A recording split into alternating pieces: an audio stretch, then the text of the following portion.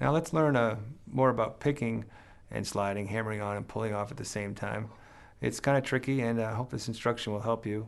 It's hard to relate in a book, even on a CD, how to do this, and I think the video and with me speaking should help you a lot.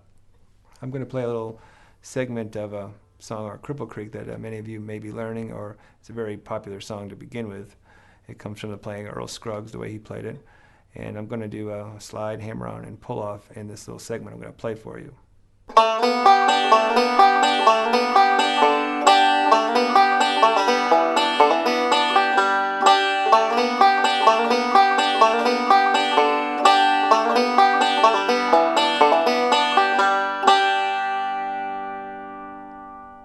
Let's start with a slide.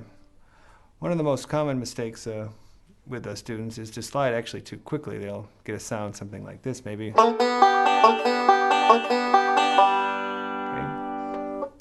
There's no rule that says you have to arrive at the 3rd fret before you pick the 2nd string. They kind of arrive about the same time. It looks something like this. Once I hit that 2nd note, one of the things that can help you overcome this is to just, again, try to make sure that you stay there for a moment before you move. And when you arrive up here, let the note sustain. Don't just throw your finger down there. And also, keep the right hand going. You'll have to resist going something like this, for instance. And you may be laughing now, but that happens with a lot of my students when they first get started. So just keep that right hand going with that simple roll.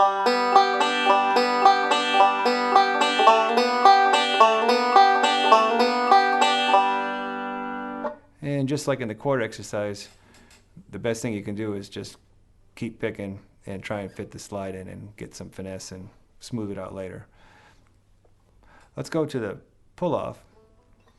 With a pull-off, just as in all of these 3 moves that I'm showing you, again, pick the string a little harder. That will give you some extra push and string vibration to follow through with this move.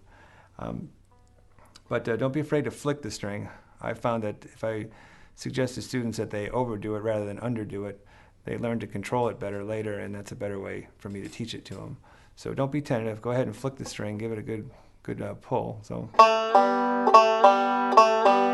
and you might find that you accidentally hit the 2nd string a little bit, but I wouldn't concern yourself too much with that. Sometimes that sounds pretty good, rather than being too gentle and maybe just picking up your finger and not getting much of a sound at all. You know, give it a good flick. And you don't want to bend the string down before you flick it. Just try and catch your finger underneath it and give it a pull, okay? And this little exercise will sound like this.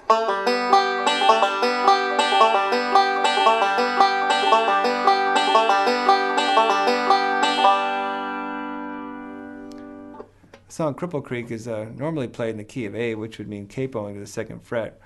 And when Earl Scruggs recorded it, he played it there at the 2nd fret. And you'll find that it's actually easier to get this open string pull-off with the capo on.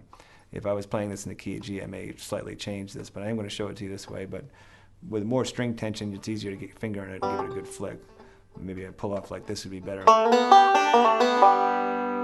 that the open string kind of flying there or flapping too much is what happens. But still, give it a try. And you can smooth it out better later. Next, I'll demonstrate the hammer-on, and one of the keys to any hammer-on that you do is to pick that 1st note hard and clear, which is, for instance, this example has a 4-string open. And once the note's sounded, bring the finger down abruptly, but don't, once you arrive there, come down hard, but once you arrive there, don't squeeze and push the note sharp. So.